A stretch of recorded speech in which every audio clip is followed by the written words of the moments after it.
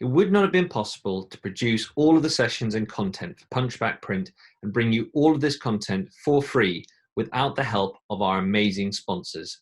So without further ado, here is a quick word from one of them. In the world of Formula One, weight and aerodynamics can make the difference between winning and losing. Formula One cars are currently painted and graphics are applied.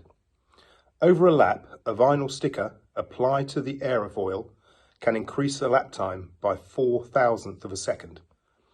With the technology improvements in vinyl, Formula One teams are looking at replacing paint with full printed vehicle wraps, reducing weight and improving aerodynamics.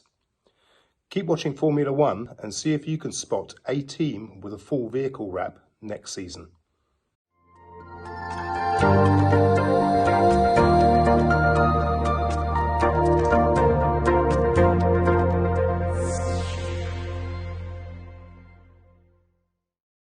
This panel debate session will focus on how our industry continuously innovates and pivots to provide solutions to solve market challenges. Our expert panel will also discuss how combining print and digital platforms increases the efficacy of both channels, whilst exploring the incredible way the print industry has diversified and risen to the challenge of COVID-19. So first of all, just to introduce your panel, I have Milan Lakhani, Head of Strategy and Business Development within the Business Innovation Center for global print technology developer Konica Minolta. We also have Paul Franklin, who is Head of Production Sales, also at Konica Minolta. I have Kath Duran, Managing Director of Spectrum Print and Plastics, who specializes in encapsulation and plastic card manufacturing, as well as trade print and now the production of PPE. I have Sam Neal, CEO of Jeff Neal Group, a long-established and well-known digital and litho print group. And I also have Chris Green, Head of Marketing, Purchasing and Hardware at Visual Communications Channel at major paper and graphic arts media supplier, Antalis. So if I actually bring the first question to you, Chris, which I'm going to be asking all of the panel, is do you think that customers of our industry have forgotten how innovative and creative our industry is? And if so, how are you meeting that challenge within your own business? I think one of the things that you have to really understand, and many people have different interpretations, but innovation is really finding better solutions to new requirements. So, that's what you have to do. And, within our market, that changes all the time. There's a lot of drivers within our markets, whether it's trends, potentially might be trends on sustainability, or the integration of digital within our market. So I think as Antalis, when we look at the wider context, we have to bring new ideas that help spark creativity, that help spark innovation, and that would be through our people. We've got a lot of skilled people. We've actually got an innovations and creative consultant that would obviously allow us to speak to people and give ideas on that creative process and bringing potential new product areas into that. So I think it's out there. Sometimes it needs a little cajoling in terms of the direction it takes. But as a company like Antalis, with our reach, with our product range and our international reach, I think we're duty bound to help that process and really have some engaging conversations with our customers. Kath, do you think that the customers have forgotten how innovative and creative our industry is? And if so, how do you meet that challenge in your own business? I think the answer is yes. They're definitely forgetting just how good we are at being innovative, especially since we changed what we've done through COVID-19. The amount of pats on the back that we've had and well done's for changing our tack and doing something different, and to the point of people being surprised. I think the way that we tackle it, and we'll do going forward and have done previously, is just by saying to people, when you want something that's unusual and different, then Spectrum, that's exactly what we're about. Okay, so Paul, let's go over to you now. Do you think that customers have forgotten how innovative and creative our industry is? And if so, how do you meet those challenges in your business? So within Konica Minolta, we try to be as consultative as possible. So we always try and always have built our pedigree around consultative services. So we try to talk to our customer. Ultimately, if the customer has a vision and a business plan in place, we try to work with the customer to make sure that they can fulfill that. Moving forward, obviously, from a mobile perspective, it's slightly more difficult, being less face-to-face, of course. But we still try to purvey and seek out opinions, and obviously seek out market industry to make sure that the people are putting their, as it were, their eggs in the right baskets. And that's how we built our traditional business. So is it a change in dynamic? Absolutely. Do we think we'll be in a new world of working? Absolutely echoing Kath's sentiments. I think the world is going to change beyond all measure, to be fair. So moving forward, agility is going to be the most key thing for anybody to be talking about really around their business and their business plans. It won't just be the static traditional print that we previously recognised. It's evolving and changing almost like on a daily, weekly basis. Yeah, thank you. And Sam, now to come over to you. Do you think that the print buyer, the marketeer in our industry, our largest sectors, our bread baskets of original print buying, have forgotten just how innovative and incredible our industry is? Do we do a good enough job of telling them about that? As an industry, probably not. I don't think we do a good job of promoting ourselves at all. I think there's a lot of mixed messages that's around print, which some are negative and some are positive. I think the key about innovation and how to take it to the customers is to understand that the customers have changed. The majority of highly skilled, highly experienced print buyers have been asked to either do other things or have moved on.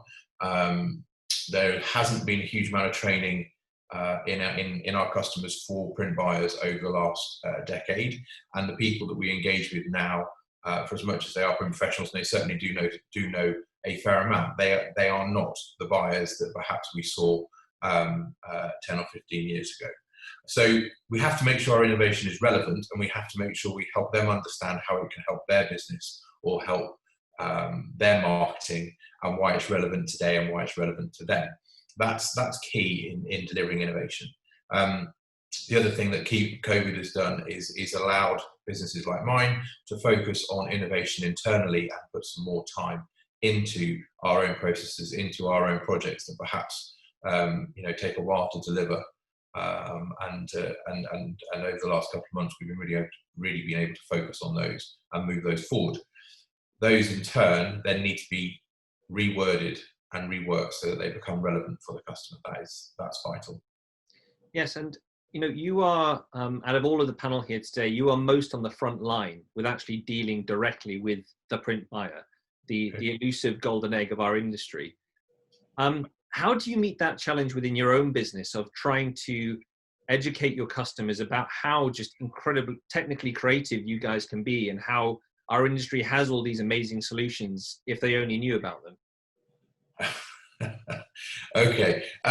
Sometimes I do it well, and sometimes I do it badly, I would suggest. I still have customers who are surprised to hear that we produce direct mail when we've won many awards for that. So obviously I'm not doing it well all the time. But traditionally, it's getting in front of people. You can talk about print all you like, but until you show somebody creative printed products, things that are being made, and you actually put them in their hands, show them how that message works for them and how they immediately respond to it, then you can talk all you like. But the actual physicality of it is really important, and that's going to be a real challenge going forward, to go and actually show people and be able to get to people, because a lot of people are going to be at home for a while. Now, that could be 6 months or that could be 6 years. I don't know what that's going to be. But we've already had challenges over lockdown of having 4 people interested in a project, and so having to get 4 samples and 4 prototypes and 4 paper swatches and 4 foil swatches to 4 different addresses, so those people then can have one of these Zoom calls. So there are going to be some challenges around that. Obviously, we can use Zoom and portals to share cut guides and templates, and we can do all that kind of stuff. But actually showing people who have not seen creative print, and there are an awful lot of people out there who are often surprised by how creative print can be, and how beautiful it can be, and how engaging it can be, and how specific it can be, how personalized it can be, and without actually being able to show them that, it is very hard to do that any other way than I think being in front of them. Yeah. Now, Milan, over to you. I know this is something that's particularly close to your heart, and specifically the role that you do at Konica Minolta. So again, do you think that our industry's customers have forgotten about how innovative and creative we are, and how at Konica Minolta are you helping your customers deal with that challenge? So I'd say there's a couple of viewpoints, just to echo what Paul, Kath, and Sav have mentioned in terms of the industry. So I come from a very different background rather than print. And when we look at Konica Minolta as a corporation, which is almost 150 years young, and thinking really traditional ways of working, culturally quite stringent, quite strict over the years. And what I've seen in the last 6 years, in particular, since I've been here, is this diversity of the mindset and the way that's shifting through implementing what we might say digital transformation activities that are related to print and then beyond that industry as well. And so to that extent, where I sit, so we established 5 business innovation centers in 5 different global locations to really kickstart this digital transformation journey. So we have a focus of developing new products, either as add-ons and new services through innovation. And the second part, I'd say, is also often overlooked, is this cultural transformation. Because 90% for me of change is related to people rather than the technologies that we want to introduce. And as it happens, so one of the technologies as a solution we've been developing and we commercialized almost 2 years ago is a solution called Generate, which is really centered around augmented reality. So I know there's probably a question later on around augmented reality. So I can either touch on that now or we can go on that later on. Yeah, no, let's come back to that later on. But thank you. That makes that answer makes a lot of sense, and it's really important. What we've seen from Antalis a lot in the industry is that you go some way to help inspiring your customers to be innovative and to start it as a process. I mean, over the years, whether it was PowerCoat Live or your all the different ways that you inspire through your specialty paper ranges, or whether it's exhibition stands, educating them through the Antalis Academy, sort of educating them directly how to innovate and how to diversify into new sectors. Where does that drive come from within your organization to be so proactive about educating your customers about how they can be innovative? We all want to see a very vibrant community and a vibrant market. And I think, just this period alone in the pandemic period shows us that actually, at very hard times in our markets, we do come together as a community to really kind of drive the inspiration side. So, from us in our DNA of our company, we're there to do that. We're there to assist, and it really is that connection with the customer and understanding our customer's business to say, look, these are the options. It might start with, the hardware profile that they've got and giving training on, the best output that they can do from the machinery. Or as you say, it might be the application side of things where it's giving people new skills, so we really try to get, a real good understanding of what our customer wants, where our market's going, where the end user market's going, to try to give solutions. As I say, it's not just about the price with Antalis, it's about the service. And as I say, all these add-on values that ultimately you get, and I'm privileged to be in a company that, I work with a lot of my colleagues, and that's their burning desire when they wake up in the morning is how do we add value to our customers? And in terms of the pandemic, COVID-19 has really accelerated a lot of trends in our industry. As any major challenge happens, whether it's war or indeed in this case, a disease, it actually somehow creates intense innovation as people try to meet the challenge and survive as a business. Yeah. In terms of our industry learning how to really embrace innovation and diversify just as part of their nature, so that they don't feel like it's a process that they do once a year or once every 5 years. What's your advice to our commercial print audience and our wider just print service provider audience of many different shapes, colors, and sizes? How do they, you've done this in your business. You've made innovation a process and a part of Antalis. right from 10 years ago when you were a paper supplier. Today, you're no longer characterized as a paper supplier. Most people now think of you as a visual communications media supplier. That's a massive jump to take in 10 years. You've had success with that. How have you done it, and how can people move it from a once in a blue moon brain thinking session to making it part of their daily business? Yeah, it's a really good question, Brendan. What I would say is it has to start at the top. It has to start at the top of the organization. There's no real silver bullet answer.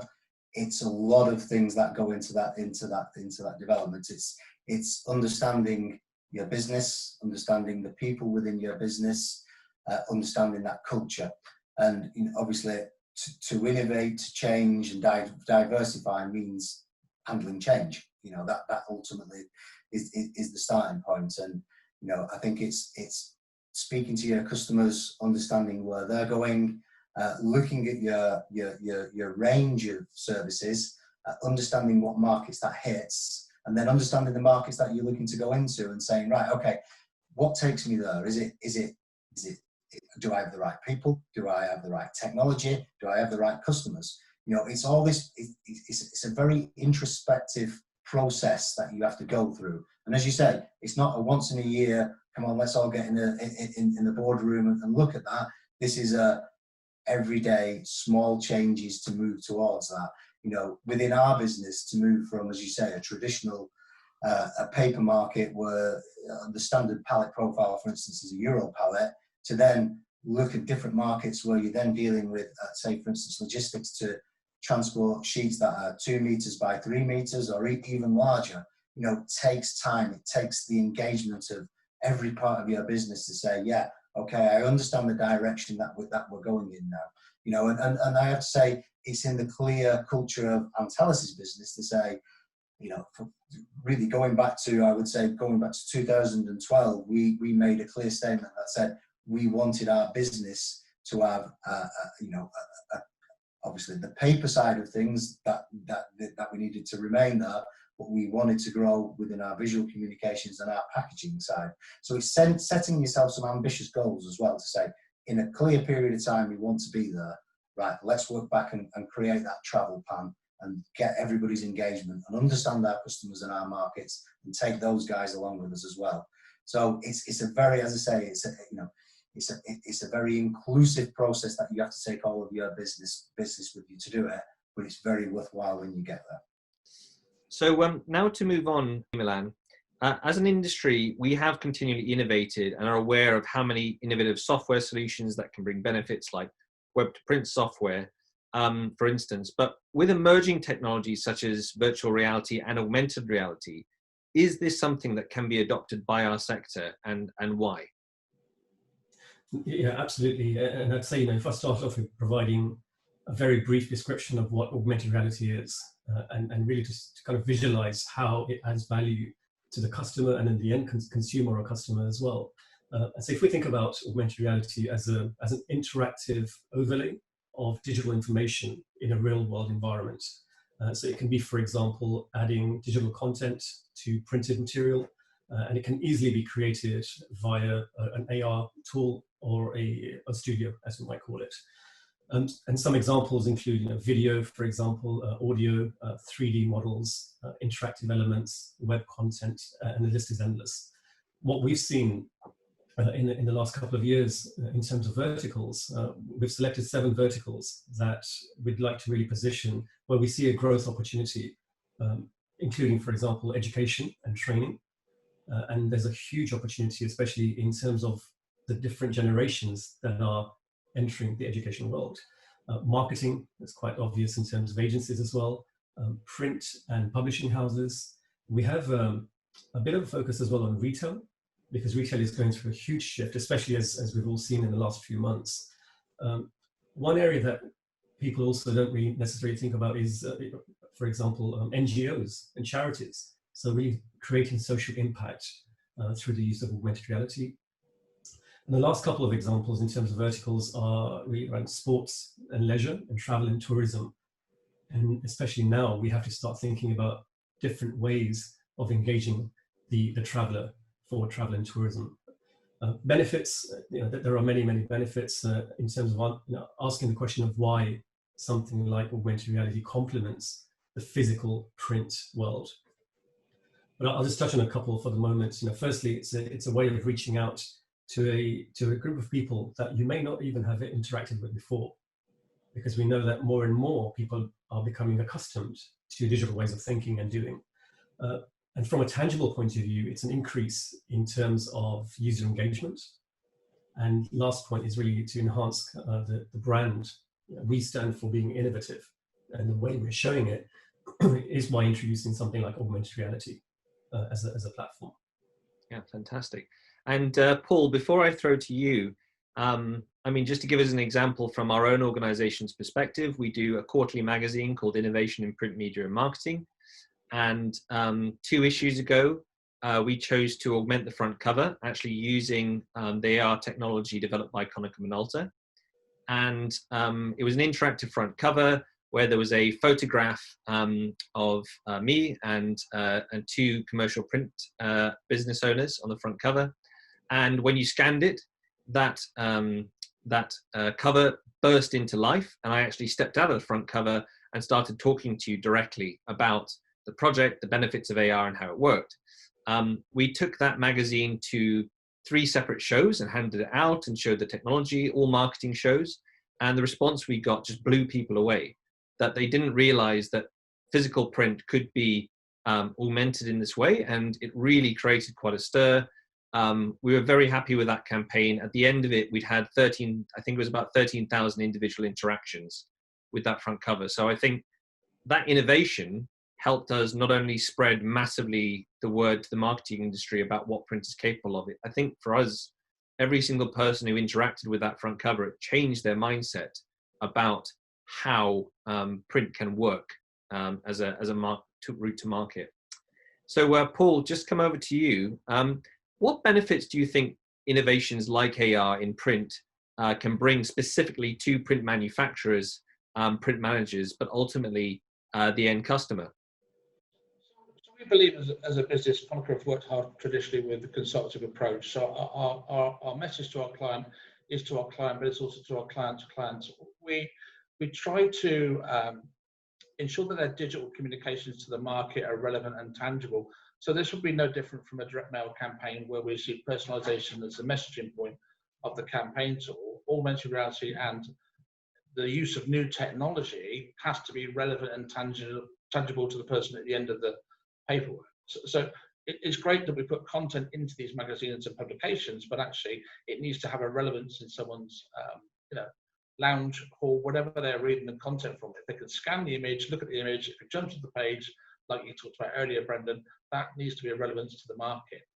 So it's going to change. It's an emerging technology. We've probably had some success in the market with Big Issue and other people now where we're finding the user content and actually the drive for the user to the messaging has had a much higher impact for people because people are more mobile. They're agile, they're mobile, they're not standing traditionally reading through books or magazines. They are being more mobile-led as human beings are now. So that's what we're seeing changes. Yeah, fantastic. And actually, just to stay with you for a second there, Paul, AR's already had one attempt go at this in the market, probably 8 or 9 years ago. And, internet speeds weren't where they are now. We still had, 2G, 3G. Phones processing capabilities weren't quite up to the task maybe. And it seemed to have a bit of an abortive start with a lot of initial interest, and then it went away again. Do you think AR's time as an innovation in print has now come properly? Do you think we're there now?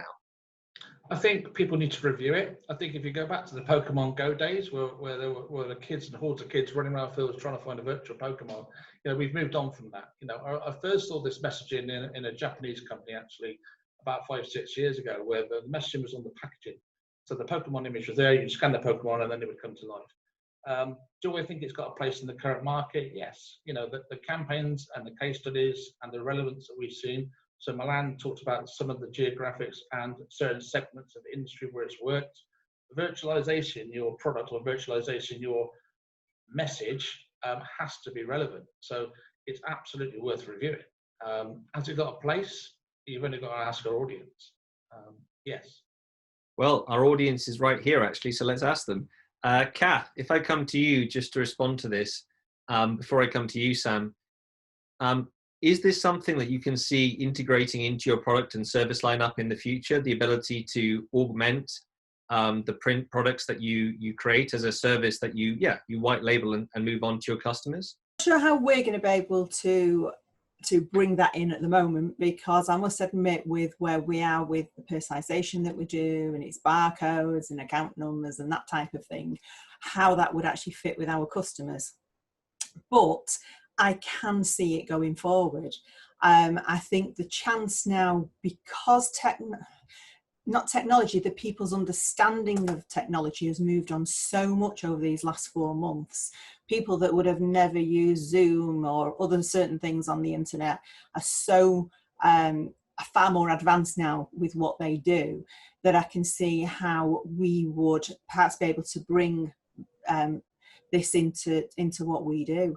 Our customers are not really in that type of market at the moment, but I think with us using innovation and taking it to them, explaining how to do that, then I certainly think that we've definitely got a market for it. And do you think that this period for you, having shaken things up for so many people, has actually made you a little bit more flexible and nimble in terms of actually deciding that you could diversify into areas such as this? Yeah. I think that before they probably wouldn't have sort of entertained the idea, if you like, because of what we already do. We were fulfilling such a large market. But this, we've always been innovative anyway, but I think there's been certain structure to it that has not sort of led us down this path. With sort of the multi-mail type of things and multimedia and things like that. Yes, we've put our toe in the water, but definitely these last few months, I think, has proven to us with what we have done that, to be honest, if we want to do something, if we turn our mind to it, we can do it. Yeah. And Sam, now just to come over to you, just to respond on this this point about augmented reality and print as an innovation. Can you see this? You are a very innovative and forward-thinking company. Can you see yourselves in the future integrating this type of service into your offering? So we actually did 2 projects when it first arrived a good 5-8 years ago, as you say. We did one for a car company and one for a media company, and both of them went down really well. There were some barriers around where the technology was then in terms of how good an image you could create. I think there was some click pays as well, which at the time I think were relatively high, and so we didn't say both projects went well, and when we delivered both, and so we'd have no problem working with the technology again. I think what's important to consider in this is that print has the ability to cut through a very, very busy marketplace, a very, very busy advertising space, lots of different media streams. My digital skills have come on enormously over the last 3 or 4 months. I'm certainly one of those that's learned an awful lot. But one thing I have noticed is that I have become overloaded with a lot of direct digital communication, and most of which is getting no cut through at all. Direct mail has shown that, or creative direct mail has delivered for years exceptional cut through with great marketing results. That data is available from all sorts of independent and from the Royal Mail or Market Reach. You know, that data speaks for itself. So by combining digital technologies, providing the ability of taking print to deliver a specific digital experience is a very, very powerful way of doing, and augmented reality is certainly one of those that will make people stand up and look at it. And I also think that will also go across all age groups. I think even the youngsters who are digital savvy, my 11-year-old daughter's better on her iPhone than I am, but she would be impressed by something like that, as would my dad, who would, you know, equally look at that and go, wow. So I think augmented reality does definitely have an exciting future. Whether it's a long-term usage will depend upon how easy it is and how cheap it is to deliver. At the end of the day, everyone's got a cost point. And whilst car companies and media companies might have big budgets, there will need to be a relatively simple way of delivering it as well. Great. Okay, so now to move on to the next section, Kath, is, with the pandemic having had such a dramatic effect across all industries, ours in particular, and also individual sectors, there's been a need to pivot and innovate by adapting businesses to market requirements. So the kind of direct question to you is, how has the pandemic affected your business in particular, and how have you diversified to adapt to that challenge? So I think to begin with, we're probably no different to anybody else. Everything just fell off a cliff, basically. We were very fortunate enough that we had quite a bit of pipeline work that took us into the beginning of April. But in the same means as everybody else, it just, the orders stopped coming. And we were at the point of where we were thinking we're going to have to close. Got the email ready. We even sent some out to say that as of, this is going to be it for a while. And we saw the need for the face shields. And sort of came into work the next day, and we're also going, we can do this. We could quite easily get on with this. This is right up our street. And there was a small group of us. At this point, we'd furloughed a number of staff, the ones that needed shielding and the more vulnerable people. And it basically became, we prepared some samples of face shields, different ideas, and we were put in touch, or I was put in touch, because we'd gone to our local doctors and hospitals. We were put in touch with the cottage industry because they were looking for a manufacturer. They were doing it in the garages, and they could do about 30 a day or something like that. And they wanted to be able to do thousands. So we were already quite a way down the line. Got in touch with Mark Binks, that was face shields for Stockport, which then ended up with face shields all over the country, basically. He'd got an idea, a free issue design that had been passed by Design Technology Association following national health guidelines, PPE guidelines. So we took that design, adapted it for our processes, and we spent the Easter weekend helping along, getting it ready. We had issues with machines. We had engineers come in who all gave their time free of charge over the Easter weekend once they realised what we were getting into. We were doing it all free of charge. We had the guys that came in and we all donated our time.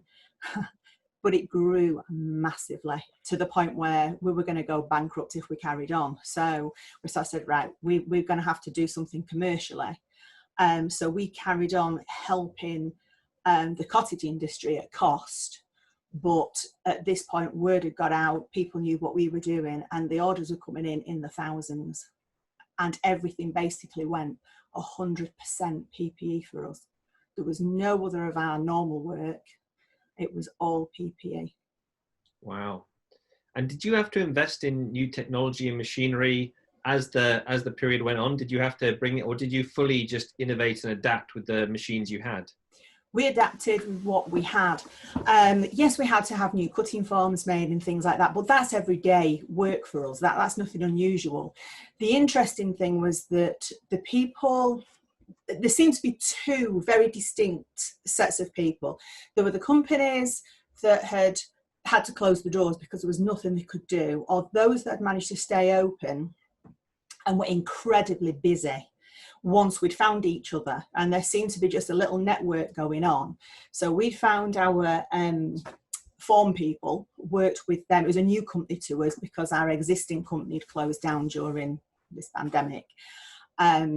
So we invested in the new cutting forms, new materials that we'd had to bring in, stuff that we knew about, but we'd had to experiment a little bit.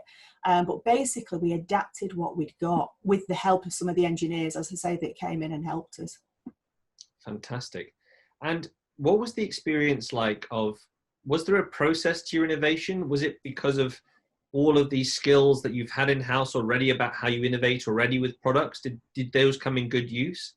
Or was it a kind of brand new learning exercise? So what was the process of having to pivot quite quickly? And how did you then go out to market with it? We've always been innovative. We've always sort of been the sort of company that if you have an idea, bring it to us and we will find a way of turning it into reality. It might not be exactly the picture that you had in mind, but it'd be very, very close to it. And this is how we saw this. There was a massive need out there for national health and what have you, and all the frontline workers for protection. And we spent, it basically took us a couple of days to be able to come up with various different ideas, but we knew we could do it. We knew that as long as we could work along the right lines, we actually went down the EN 166 to make sure that we were covering the government guidelines. So we had to be fast. It had to happen quickly. We knew we had to be able to do this thousands a day, not hundreds, but thousands a day. So that the innovativeness had to come in to how quickly you could package it, how quickly you can make it, how quickly can you get the materials in, how quickly you can get it through the machines, as opposed to having something that needed to be riveted and would take X amount of minutes and what have you, which was why we went for a flat pack as well situation on how we packaged it up. Right. So Jen, just the last couple of things. The first one is, how has Antalis innovated yourselves? Or how have you responded to this major market challenge? Yeah, I think, and it has been a challenge, and I think it's been a challenge ultimately for all our market. And, when I look on kind of social media posts and things like that, there's some real inspirational stuff going on. There's companies kind of in the midst of when I look back to April, that would probably be really, looking down, thinking, crikey, where's my business going? And then to really turn that around, and that turnaround is through innovation, is through reaching out to that community and being there and saying, look, these are the solutions that we can provide. So I think the innovations that we've certainly seen, and I've seen within our business, is using new equipment, using new technology. Today, Brendan, we speak on Zoom, Teams, Skype, all these kind of platforms of how you can speak to a customer, understand, assist with a customer's issues or his aspirations, to try to drive that innovation. I've been a part of a process where traditional geographical boundaries have fallen away. If we need to do things, we move extremely quickly. So whether that's a new product introduction, whether that's speaking to a customer on a call, whether they might be looking to potentially produce full graphics, and there might be some very technical questions. So it might be the usual account manager relationship, but then you would bring in a product manager, you would bring in somebody who's got a real expertise in terms of the actual application of the product. In some instances, we've actually brought our supply chain onto calls. So I think one thing that we've done very well in terms of innovating within ourselves is using the tools that are in front of us, and they've been there for a while, but I think, this process and the pandemic that we've gone through has accelerated some of those trends, as you say, to use this now, where people are very comfortable. People are very comfortable in using that and getting those those quick bits of information over. And for me, it's been really good, and I can sit here now and touch wood. It does feel like we are seeing some signs of recovery and coming out of that process. But I think we've been very consistent and very supportive of our customers, engaging with our customers all the way along. And I know through the IPIA you've done this as well in terms of your messaging. But we've done a number of surveys within the market just to say, okay, how do you feel like the market is going? What do you see as the trends? What do you see? You will be spending your time in terms of applications going forward. How confident are you in the market? Okay, Sam. So I'll now move over to you as another great example of a business during this period that's embraced, has innovated, has embraced changed, and moved with this difficult time. So outside of new technologies, the pandemic has created an opportunity to develop things like new substrates or finishes that are providing reassurance to the end customer, such as antimicrobial coatings and so forth. So can you just tell us a little bit about how Jeff Neal has innovated and what you brought to market? Okay, well, the antimicrobial coating, that's a mouthful, the antimicrobial coating that you just mentioned, that's an interesting product. It's a very simple product to work with. It's a very safe product to work with. It's environmentally friendly. There's no color change. There's no aroma from it. So it's the addition of a additive into our coating barrels, which we then print with as normal, and it provides a very effective barrier on paper to stop the transfer of germs. It doesn't kill them; it just prevents the transfer of them. And it's actually a product. I'm going to say, well, probably it's not quite an innovation, because in fact we tried to take this to market about 4 or 5 years ago, and there was no interest because there wasn't a reason to focus on it. There is a cost, but it's negligible. But any cost at that point for something that wasn't tangible use at that time, and nobody really took us up on it. But there is extensive interest now. So obviously, hopefully, as restaurants and pubs open, we're going to be looking for some form of menus, plastics and laminates. So there is equally an antimicrobial laminate out there, but that's a non-recyclable product. It's still an extensive length of time for it to be recycled or to break down. So throwaway menus, or at least menus that can be used for a few days, but to be done so in a safe environment.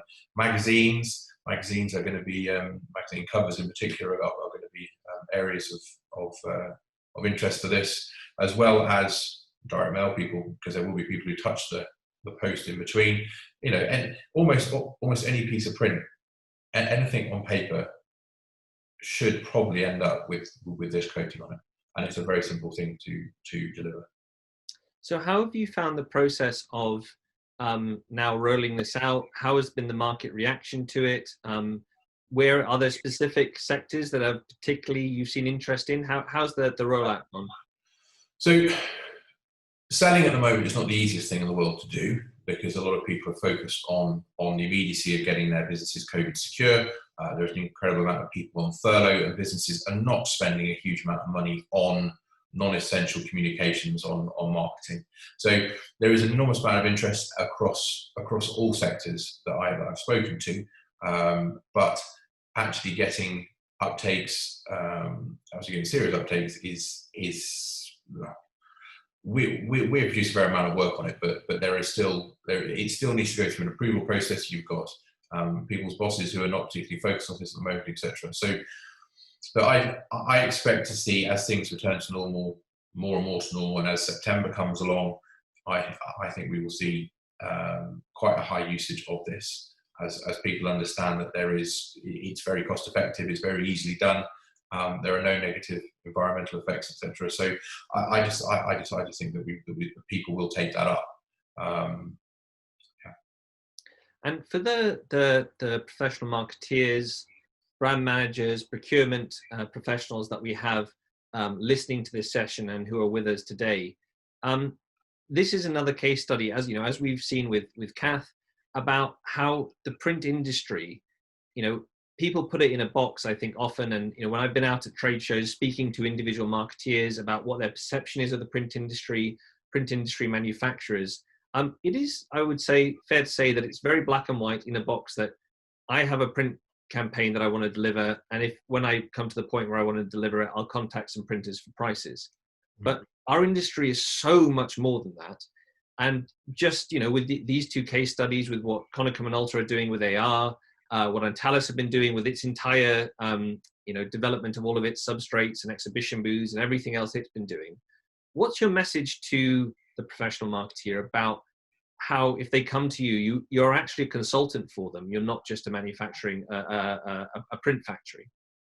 Well, we are, which is why when we rebranded, one of our services we specifically pushed was consultancy, and when we do that free of charge. So there's no reason not to take it up. I mean, I said before about print buyers changing. The world's changing, and everybody's roles are changing, and if not, probably in the vast majority of cases, are growing. Everybody gets more than one job now.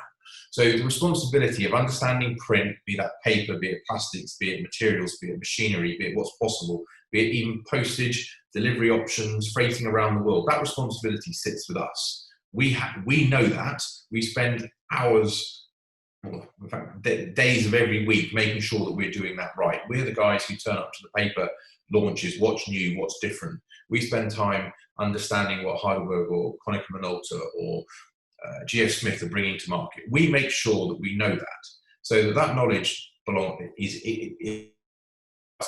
then we need to be able to engage with our customers, which is why I still have a traditional sales force who get in a car and go and see people. Well, they're not so much at the moment, but they will be again, I'm sure, somehow, because the only way of transferring that knowledge is to get in front of people, is to present that to people. Now, if we have to do that digitally for a while, then that's fine, and we're already doing that. But we actively also encourage customers to come on site. We do somewhere between an hour and a half and 3 hours. More than 3 hours is just too much, but groups of about 8, we get them down to the factory where they get close to go and see what a plate looks like, what paper looks like, what a printing machine looks like, what it smells like in a factory, and to actually see the process happening. They can see a job come in, they can see the plates output automatically, they can see those going to press, they can see a job being finished. And if we plan it right, it can be their job too. But their eyes are open to what the process is. And then the other great thing about getting people to come and see you, as I'm sure many printers have, is we have a great library of work.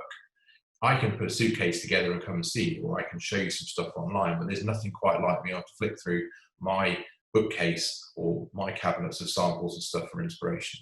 That's the responsibility of the printer, and any salesperson in print has to be finding a way to engage with their customers to get them to want to learn more about what's possible. It's important to win the job today.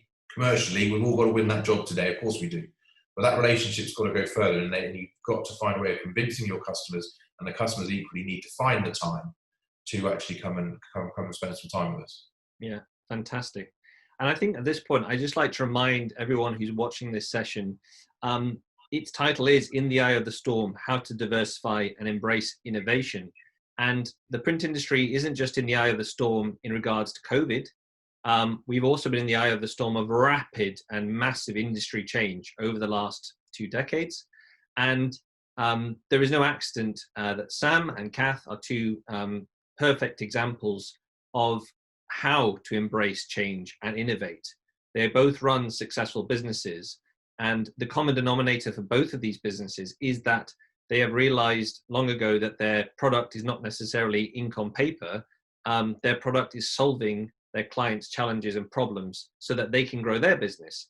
And they've done that repeatedly over the years to innovate. And although they invest in new technology and systems in order to facilitate that, ultimately their core goal every day is saying, what are my customers' problems and how am I solving them? And that's why during this COVID period, we've had another massive challenge presented to our whole country. And both of them again have risen to that challenge, not because of COVID, but because actually intrinsically in both businesses, there is a habitual process of innovation and change. And that's important because so many, unfortunately, of the businesses in our industry are very set in saying, these are the products that I create, these are my customers over here. And really what I'm going to try and do is innovate with machinery so I can make those products a bit cheaper and sell them to them that little bit cheaper and produce them that bit more quickly. And that will only take you so far. It has to be a sort of deeper process. So before, I'm now going to move over to you, Milan. And the question that I want to ask you directly is, if we move back to augmented reality as a example of innovation in our industry, for your end customers, what are the actual tangible results that you've seen using AR? Can you give me a bit of background or even maybe some case studies? Yeah, certainly. I'll choose one of the case studies that comes from our colleagues and client in Italy. And Paul earlier on mentioned the big issue within the UK as well, which has been a huge success for us. But the focus on Italy for the moment. So we had a challenge from a customer, and the customer is called Gardaland. Gardaland is one of the largest amusement parks in Italy. And so they approached us and were very interested in this topic of augmented reality. And it's speed. I believe Sam and Kath mentioned speed and the essential kind of requirement of getting to market fast and really having the simplicity of a tool that we have generates. So the challenge was, how can they create or enhance a visitor experience throughout different seasons, as well as attract new customers, because they were seeing an impact on some numbers. So we introduced our solution, worked together, and created some promotional content based on a specific season. So they had a leaflet, for example, for the amusement park, and visitors were very easily able to download the application, hover over, and get an experience about the theme park. The advantages were that it felt the feedback was more of a magical experience. Of course, you have to be there to experience the magic, but because it was presented in the way that it created excitement and a different way of engaging, so it created this magical experiences through visualization of videos, 3D content, images, animations. And at the same time, the customer was able to see that Gardaland themselves are being innovative. So within one click, you can, for example, engage digitally. So there wasn't this whole need of going through a whole process to actually enjoy the experience. So that's certainly one case study. I think from a market point of view as well, Brendan, for specifically augmented reality, research has shown that the market you mentioned earlier on in terms of the height and then the drop, and now it's kind of cusping and regrowing, I would say. But because it's gone through that cycle, loads of the early adopters have now become familiar. And let's say the evolution of AR is now becoming much more mainstream. So markets and industry analysts have forecasted a huge growth in AR into billions by 2024, for example. So that's really a couple of examples that I can touch on, as well as the big issue. And Paul, if you wanted to add anything on the big issue, please jump in as well. Yeah, so I think, Milan, the only one I can think of that springs to mind, which is a light bulb moment for me, was a very famous garden in Wales. So Wales, as we know, has been one of the worst affected places for lockdown. But their target audience were young children, primary school age, and they really need to get their marketing message on track and on point, because post-lockdown, obviously, they still need attendance and people to come through the door. So they approached it slightly differently, and they physically augmented all of the flowers and the gardens and the trees, and it just made a visual representation of the outdoor world for children that sat at home in front of laptops, listening to their mums and dads in the house 24/7 for day after day after day. And I think, thinking outside the box again and looking at how you can virtualize an environment that's naturally would be outdoors normally, bringing it in front of a 22-inch screen at home was a breath of fresh air, really. And I think their footfall will increase. I think it appealed to the younger generation because they were used to the technology. They're all using Apples and Androids of some, and they navigated through it almost seamlessly. And I can see, certainly in the travel industry and tourism industry, we're going to need people to be empowered from being at home as well as just physically visiting sites. And it's another way of getting the message across. Yeah. And it's worked really well. So, yeah, fantastic. Another example as well, Brendan, just to wrap up. No, that's fine. Is the area of calendars. This is a nice example where one of our customers is augmenting their calendar, but it's not augmented throughout the year in terms of a one-off. So every month there is an unlocking of the specific month. So in terms of a customer reach, it's building up this excitement so that these followers of this calendar company, sorry, not the company, but the calendar, are looking forward to something new every month. And we've seen a huge reach in terms of the customer interaction. Yeah. And off the back of that, although it's, the effects of this pandemic and how it will have changed our industries, society, maybe for a very long time, do you see the adoption of emerging technologies such as AR, such as the other technologies that have been described in the session today, being utilized more? So do you think that, a silver lining to take away from this is that all massive challenges to society actually focus and intensify innovation to deal with them. Do you think there will be, as we've mentioned earlier, a sort of an easier acceptance of new technologies going forward?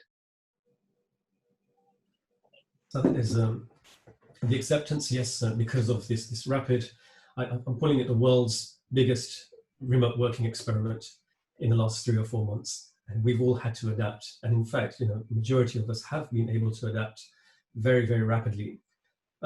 And an example for ourselves, in fact, of how we've had also to accelerate some of our own developments to adapt to the change is that within the Business Innovation Centre, we were pilot testing a tool for remote visual support. And so this means, especially from a point of view of being able to identify problems remotely. And throughout the last 3 or 4 months, we've had a tremendous acceleration of this. So for example, we're able to enable our customers to solve problems on their print devices themselves, whilst our technicians are supporting them remotely. And so an example of this, a tangible example, is we've been able to have a saving of more than 1,000 on-site customer visits across Europe in the last 4 months, and still enable our customers to continue with their business. So, when we think about the benefits of something like this, it's, faster identification of issues, first time fix, ideally. But if you have to go on site, that we can use CAT's equipment and be safe to know exactly what needs to be fixed the first time around.